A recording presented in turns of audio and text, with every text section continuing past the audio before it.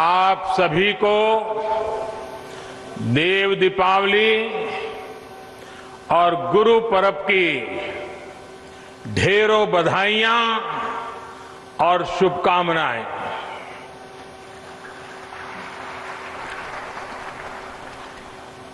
उत्तर प्रदेश के मुख्यमंत्री श्रीमान योगी आदित्यनाथ जी, उप मुख्यमंत्री श्री केशव प्रसाद मौर्य जी, संसद में मेरे साथी भाई रमेश चंद जी और विशाल संख्या में पधारे हुए काशी के मेरे प्यारे भाइयों और बहनों,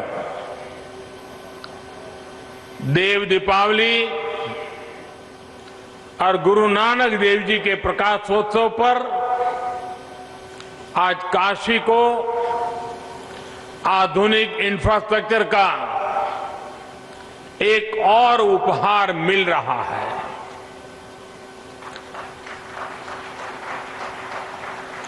इसका लाभ काशी के साथ ही प्रयागराज के लोगों को भी होगा। आप सभी को बहुत बहुत बधाई। मुझे याद है साल 2013 में मेरी पहली जनसभा इसी मैदान पर हुई थी।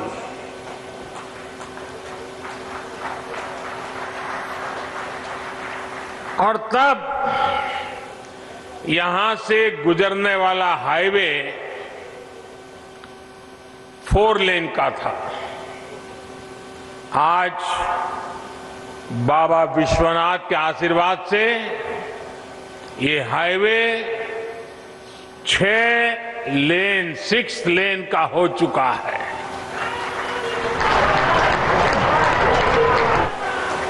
पहले जो लोग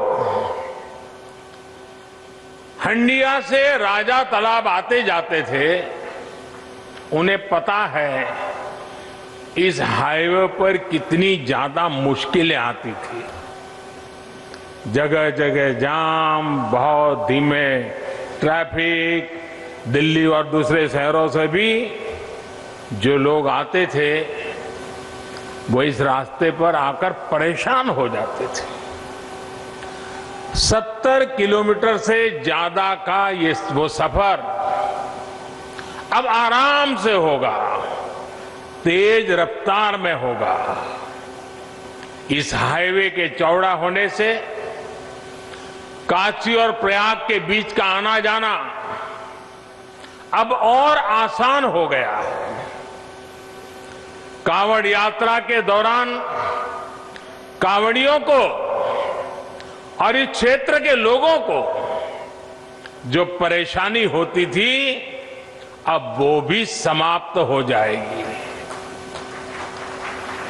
इतना ही नहीं, इसका लाभ कुंभ के दौरान भी मिलेगा।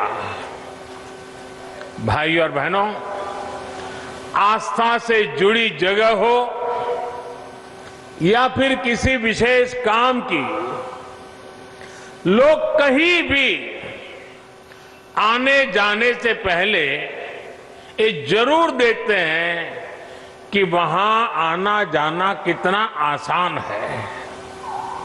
इस प्रकार की सुविधाएं देशी विदेशी हर तरह के टूरिस्टों और श्रद्धालुओं को भी प्रोत्साहित करती है। बीते वर्षों में काशी के सुंदरीकरण के साथ साथ यहां की कनेक्टिविटी पर जो काम हुआ है, उसका लाभ अब सब दूर दिखाई दे रहा है। नई हाईवे बनाना हो,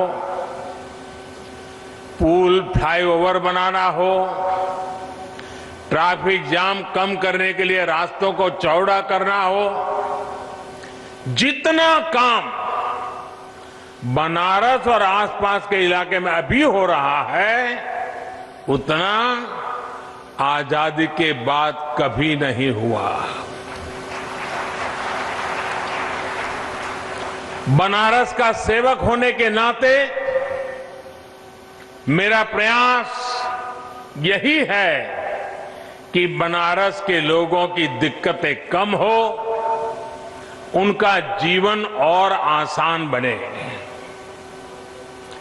पिछले 6 वर्षों में बनारस में हजारों करोड़ रुपए के प्रोजेक्ट्स तेजी से पूरे किए गए हैं और बहुत सारी परियोजनाओं पर काम चल रहा है। एयरपोर्ट से शहर को जोड़ने वाली सड़क आज बनारस में विकास कार्यों की पहचान बन गई है। रेलवे स्टेशन की कनेक्टिविटी भी बेहतर हुई है। यहां से कुछ दूरी पर ही रिंग रोड फेज 2 का भी कार्य तेजी से चल रहा है।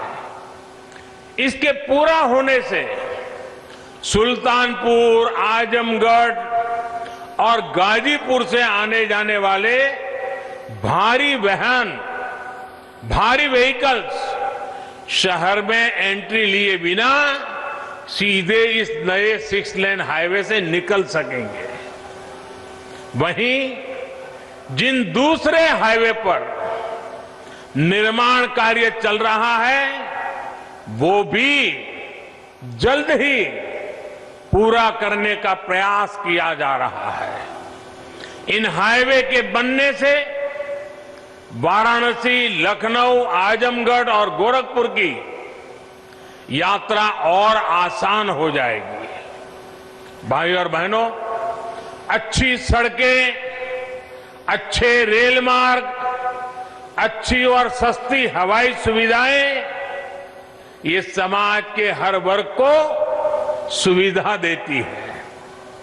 विशेष तौर पर गरीब को, छोटे उद्यमियों को, मध्यम वर्ग को इसका सबसे ज्यादा लाभ मिलता है। जब निर्माण कार्य चलता है तो अनेक लोगों को रोजगार मिलता है।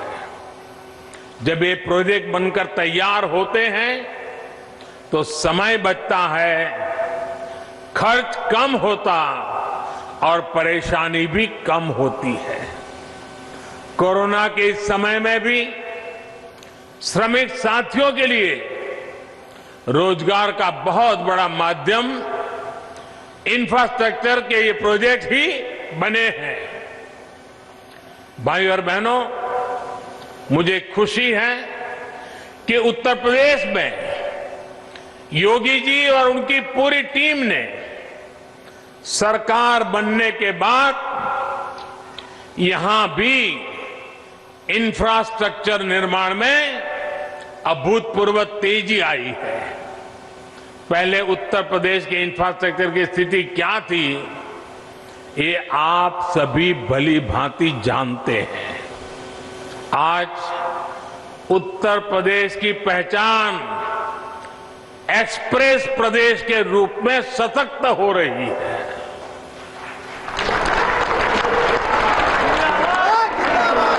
यूपी में कनेक्टिविटी के हजारों करोड़ के 5 मेगा प्रोजेक्ट्स पर एक साथ काम चल रहा है।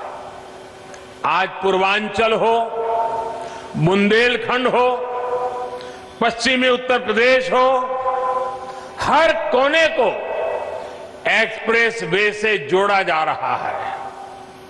देश के 2 बड़े और आधुनिक डिफेंस कॉरिडोर में से एक हमारे उत्तर प्रदेश में ही बन रहा है। भाइयों बहनों, रोड ही नहीं बल्कि एयर कनेक्टिविटी को भी सुधारा जा रहा है। 3-4 साल पहले यूपी में सिर्फ 2 बड़े एयरपोर्ट ही प्रभावी रूप से काम कर रहे थे। आज करीब 1 दर्जन एयरपोर्ट यूपी में सेवा के लिए तैयार हो रहे हैं। यहां वाराणसी के एयरपोर्ट के विस्तारीकरण का काम चल रहा है। प्रयागराज में एयरपोर्ट टर्मिनल जितनी तेजी से बना, उसने एक नया रिकॉर्ड ही बना दिया था। इसके अलावा कुशीनगर के एयरपोर्ट को भी इंटरनेशनल एयरपोर्ट के रूप में विकसित किया जा रहा है। नोएडा के जेवर में इंटरनेशनल ग्रीनफील्ड एयरपोर्ट पर भी तेजी से काम चल रहा है। साथियों, जब किसी क्षेत्र में आधुनिक कनेक्टिविटी का विस्तार होता है तो इसका बहुत बड़ा लाभ हमारे किसानों को भी होता है, खेती को होता है। बीते वर्षों में निरंतर ये प्रयास हुआ है कि गांवों में आधुनिक सड़कों के साथ साथ भंडारण की, कोल्ड स्टोरेज की आधुनिक व्यवस्थाएं खड़ी की जाए। हाल में इसके लिए 1 लाख करोड़ रुपए का स्पेशल फंड भी किसानों के लिए बनाया गया है। इसी साल देश के इतिहास में पहली बार चलते फिरते कोल्ड स्टोरेज यानी किसान रेल शुरू की गई है। इन प्रयासों से किसानों को नए बाजार मिल रहे हैं, बड़े शहरों तक उनकी पहुंच और बढ़ रही है और इसका सीधा प्रभाव ये पड़ रहा है, यानी कि उनकी आय पर भी इसका प्रभाव पड़ रहा है।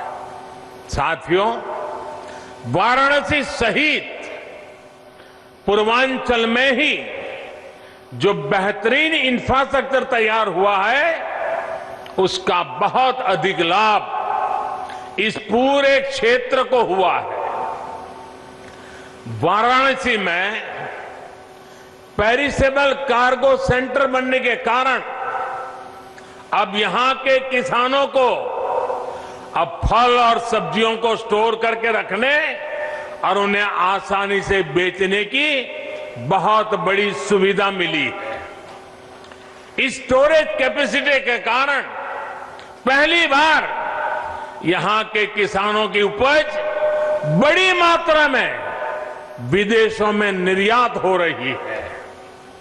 आज बनारस का लंगड़ा और बनारस की दशहरी आम लंदन और मिडल ईस्ट में अपनी खुशबू बिखेर रहा है। अब बनारस के आम की डिमांड विदेशों में भी निरंतर बढ़ रही है। अब यहां जो पैकेजिंग की सुविधाएं तैयार हो रही है, उस वजह से पैकिंग के लिए दूसरे बड़े शहरों में जाने की जरूरत अब नहीं रहेगी। आम के अलावा इस साल यहां की ताजा सब्जियां भी दुबई और लंदन पहुंची है। ये एक्सपोर्ट हवाई मार्ग से हुआ है, यानी बेहतर हवाई सेवाओं का सीधा लाभ यहां के छोटे से छोटे किसानों को हो रहा है। गंगा जी पर जो देश का पहला इनलैंड वाटरवे है, इसका उपयोग किसानों की उपज के ट्रांसपोर्ट के लिए अधिक से अधिक कैसे हो, इस पर भी काम हो रहा है।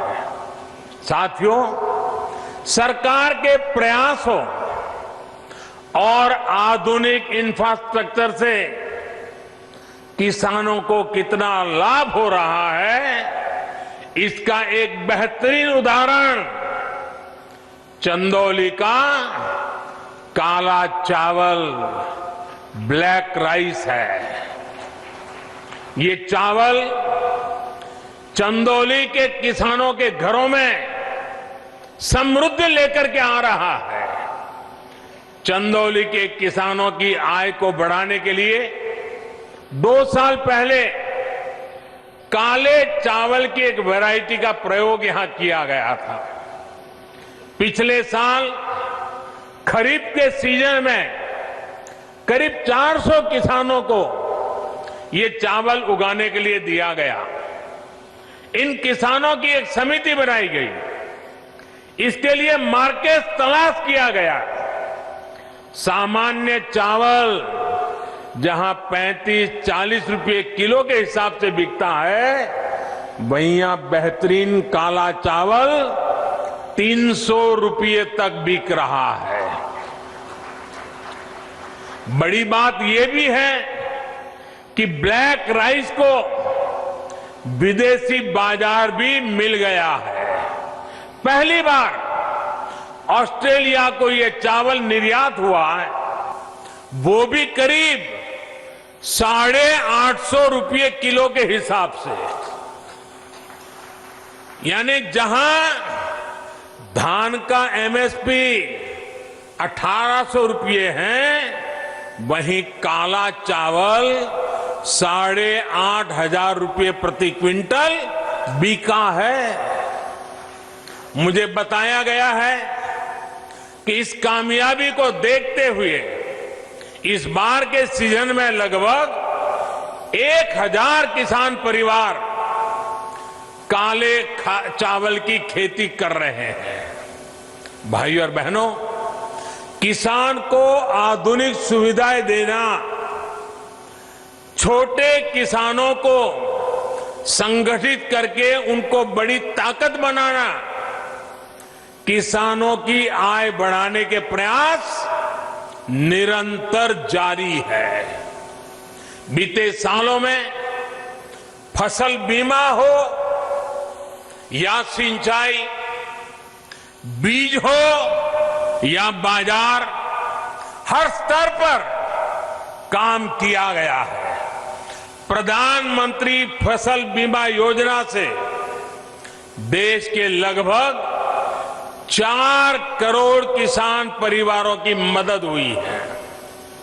प्रधानमंत्री कृषि सिंचाई योजना से लगभग 87 लाख हेक्टेयर जमीन माइक्रो इरिगेशन के दायरे में आ चुकी है। लगभग 77,000 करोड़ रुपए के इरिगेशन प्रोजेक्ट पर तेजी से काम चल रहा है। लेकिन साथियों, सफल प्रकल्प ही काफी नहीं होते। इसके साथ साथ किसानों को उस बड़े और व्यापक मार्केट का लाभ भी मिलना चाहिए जो हमारा देश, दुनिया के बड़े बाजार हमारे किसानों को उपलब्ध कराते हैं। इसलिए विकल्प के माध्यम से किसानों को सशक्त करने का रास्ता अपनाया गया है। किसान हित में किए गए कृषि सुधार ऐसे ही विकल्प किसान को देते हैं। अगर किसान को कोई ऐसा खरीदार मिल जाए जो सीधा खेत से उपज उठाए, जो ट्रांसपोर्ट से लेकर लॉजिस्टिक के हर प्रबंध करे और बेहतर कीमत दे, तो क्या किसान को अपनी उपज उसे बेचने की आजादी मिलनी चाहिए कि नहीं मिलनी चाहिए? भारत के कृषि उत्पाद पूरी दुनिया में मशहूर है। क्या किसान की इस बड़े मार्केट और ज्यादा दाम तक किसान की पहुंच होनी चाहिए कि नहीं होनी चाहिए? अगर कोई पुराने सिस्टम से ही लेन देन को ठीक समझता है, तो उस पर भी इस कानून में कहां कोई रोक लगाई है भाई? साथियों, नए कृषि सुधारों से किसानों को नए विकल्प और नए कानूनी संरक्षण ही तो दिए गए हैं। पहले तो मंडी के बाहर हुए लेन देन ही गैर कानूनी माने जाते थे। ऐसे में छोटे किसानों के साथ अक्सर धोखा होता था, विवाद होते थे, क्योंकि छोटा किसान तो मंडी पहुंच ही नहीं पाता था। अब ऐसा नहीं है। अब छोटे से छोटा किसान भी मंडी से बाहर हुए हर सौदे को लेकर कानूनी कार्यवाही कर सकता है। यानी किसान को अब नए विकल्प भी मिले हैं और छल से, धोखे से उसे बचाने के लिए कानूनी संरक्षण भी मिला है। किसानों को प्रकल्प के साथ ही नए विकल्प देने से ही हमारे कृषि क्षेत्र का कायाकल्प हो सकता है। सरकार की तरफ से प्रकल्प, किसान के लिए विकल्प और दोनों साथ साथ चले तभी देश का कायाकल्प होता है। साथियों, सरकारें नीतियां बनाती हैं, कानून कायदे बनाते हैं। नीतियां और कानूनों को समर्थन भी मिलता है तो कुछ सवाल भी स्वाभाविक ही है। ये लोकतंत्र का हिस्सा है और भारत में ये जीवंत परंपरा रही है। लेकिन पिछले कुछ समय से एक अलग ही ट्रेंड देश में देखने को मिल रहा है। काशी के आप सभी जागरूक साथियों ने भी ये जरूर अनुभव किया होगा। पहले होता यह था कि सरकार का कोई फैसला अगर किसी को पसंद नहीं आता था तो उसका विरोध होता था। लेकिन बीते कुछ समय से हम एक नया ट्रेंड देख रहे हैं। हम अब देख रहे हैं कि अब विरोध का आधार फैसला नहीं, बल्कि भ्रम फैलाकर, आशंकाएं फैलाकर फिर तो भविष्य में ऐसा होगा, फिर तो भविष्य में ऐसा होगा, अब तो ये होने वाला है, उसको आधार बनाया जा रहा है। अपप्रचार किया जाता है कि भाई फैसला तो ठीक है लेकिन पता नहीं इससे आगे चलकर क्या क्या होगा, और फिर कहते हैं ऐसा होगा जो अभी हुआ ही नहीं है, जो कभी होगा ही नहीं, उसको लेकर समाज में भ्रम फैलाया जाता है। ऐतिहासिक कृषि सुधारों के मामले में भी जानबूझकर यही खेल खेला जा रहा है। हमें याद रखना है, ये वही लोग हैं जिन्होंने दशकों तक किसानों के साथ लगातार छल किया है। अब जैसे एमएसपी तो घोषित होता था, लेकिन एमएसपी पर खरीद बहुत कम की जाती थी। घोषणाएं होती थी, खरीद नहीं होती थी। सालों तक एमएसपी को लेकर छल किया गया।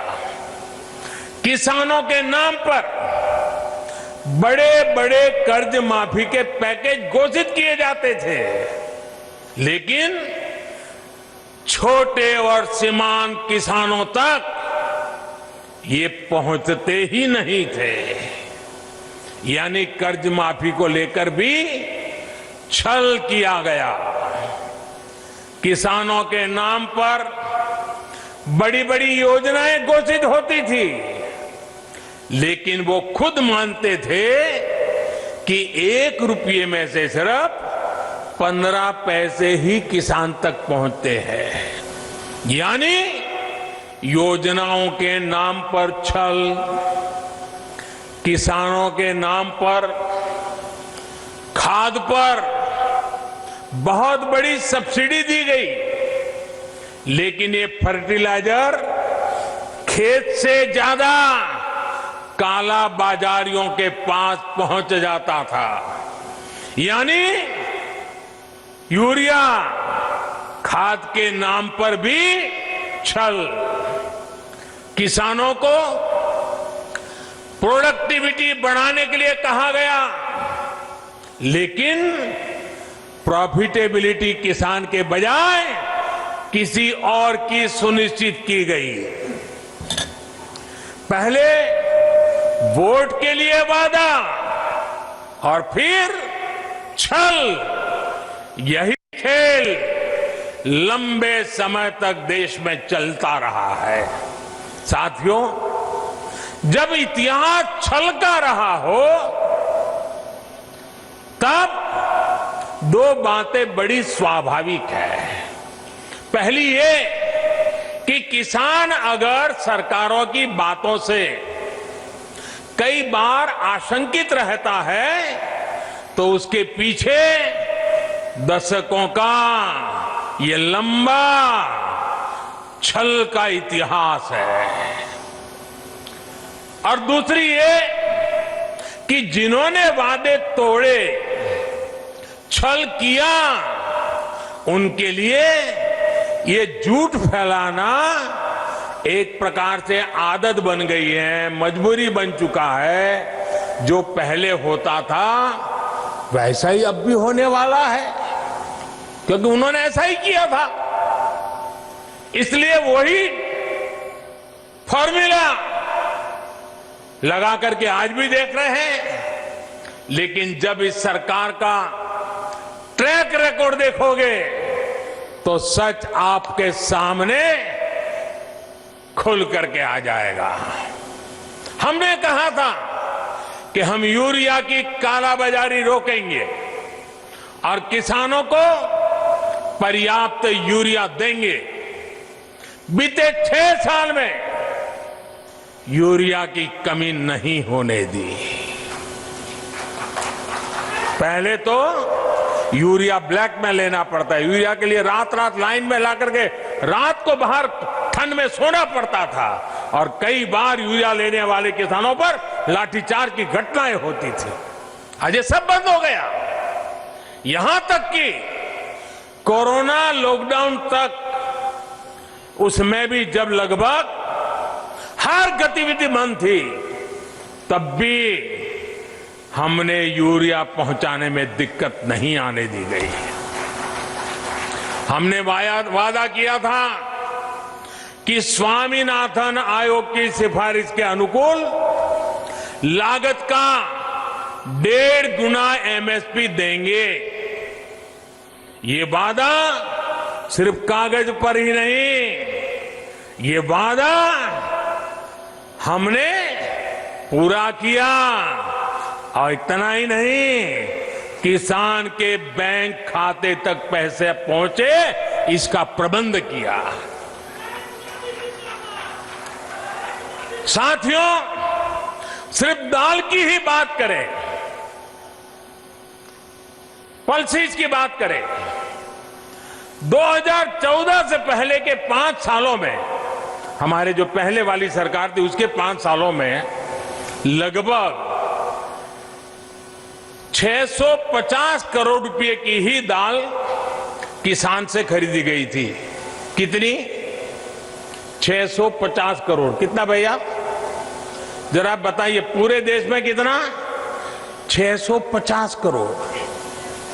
लेकिन हमने 5 साल में क्या किया आकर के?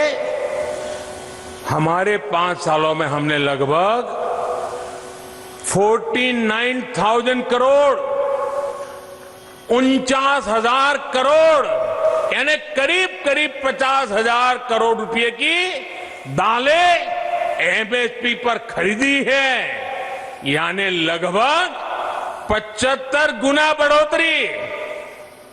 कहां 650 करोड़ और कहां करीब करीब 50,000 करोड़।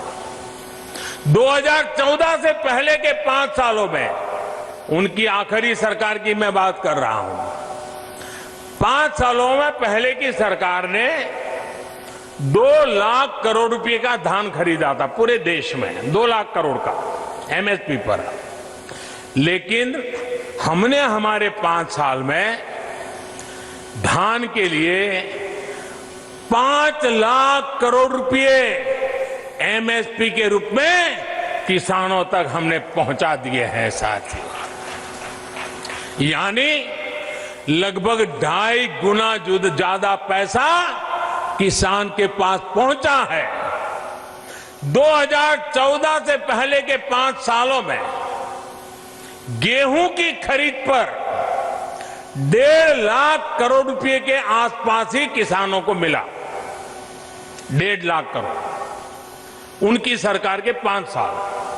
हमने 5 साल में गेहूं पर 3 लाख करोड़ रुपए किसानों को एमएसपी का मिल चुका है, यानी लगभग 2 गुना। अब आप ही बताइए कि अगर मंडियां और एमएसपी को ही हटाना था तो इतनी बड़ी हम ताकत क्यों देते भाई? हम इन पर इतना निवेश ही क्यों करते? हमारी सरकार तो मंडियों को और आधुनिक बनाने के लिए, मजबूत बनाने के लिए करोड़ों रुपए खर्च कर रही है। भाइयों और बहनों, आपको याद रख रहा है, यही लोग हैं जो पीएम किसान सम्मान निधि को लेकर ये लोग हर गली मोहल्ले में, हर प्रेस कॉन्फ्रेंस में, हर ट्विटर में सवाल उठाते थे। ये लोग अफवाह फैलाते थे, ये मोदी है, ये चुनाव है ना, इसलिए ये किसान सम्मान निधि लेके आया है, ये 2,000 रुपया एक बार दे देगा, दोबारा कभी नहीं देगा। दूसरा झूठ चलाया कि ये 2,000 अभी दे रहा है, लेकिन चुनाव पूरा हो गया या तब ब्याज समेत वापस ले लेगा। आप हैरान हो जाएंगे, एक राज्य में तो इतना झूठ फैलाया कि किसानों ने कहा भी हमें 2,000 रुपये नहीं चाहिए, यहां तक झूठ फैलाया। कुछ राज्य ऐसे भी हैं, एक राज्य जो किसान के नाम से बातें कर रहे हैं, उन्होंने तो प्रधानमंत्री किसान सम्मान निधि योजना को अपने राज्य में लागू ही नहीं होने दिया, क्योंकि अगर ये पैसा किसानों के पास पहुंच गया और कहीं मोदी का जय जयकार हो गया तो फिर तो हमारी राजनीति खत्म हो जाएगी। किसानों के जेब में पैसा नहीं जाने दिया। मैं उन राज्य के किसानों से कहना चाहता हूं, आने वाले समय में जब भी हमारी सरकार बनेगी, ये पैसा भी मैं वहां के किसानों को दे के रहूंगा।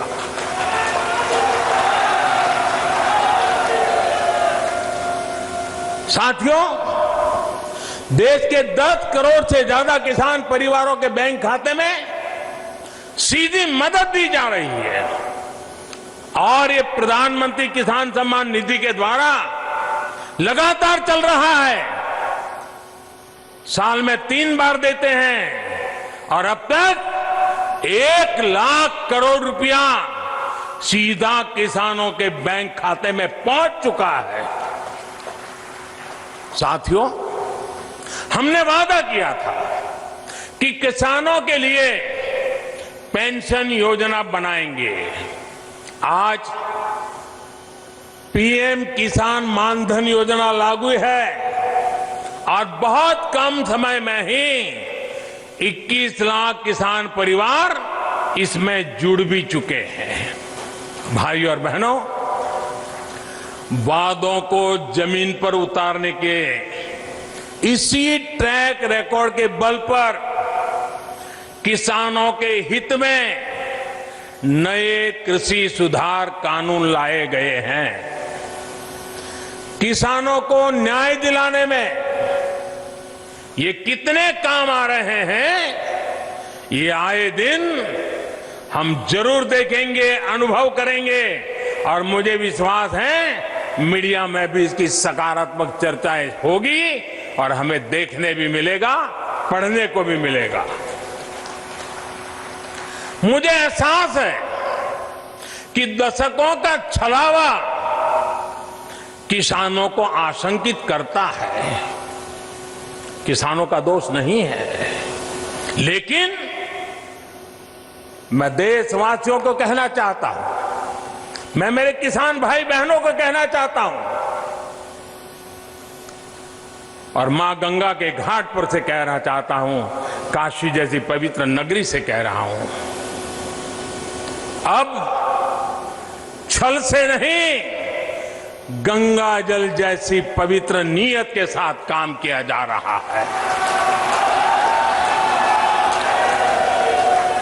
भाई और बहनों, आशंकाओं के आधार पर भ्रम फैलाने वालों की सच्चाई लगातार देश के सामने आ रही है। जब एक विषय पर इनका झूठ किसान समझ जाते हैं तो ये दूसरे विषय पर झूठ फैलाने लग जाते हैं। 24/7 उनका यही काम है। देश के किसान इस बात को भली भांति समझते हैं। जिन किसान परिवारों की अभी भी कुछ चिंताएं हैं, कुछ सवाल है, तो उनका जवाब भी सरकार निरंतर दे रही है, समाधान करने का भरपूर प्रयास कर रही है।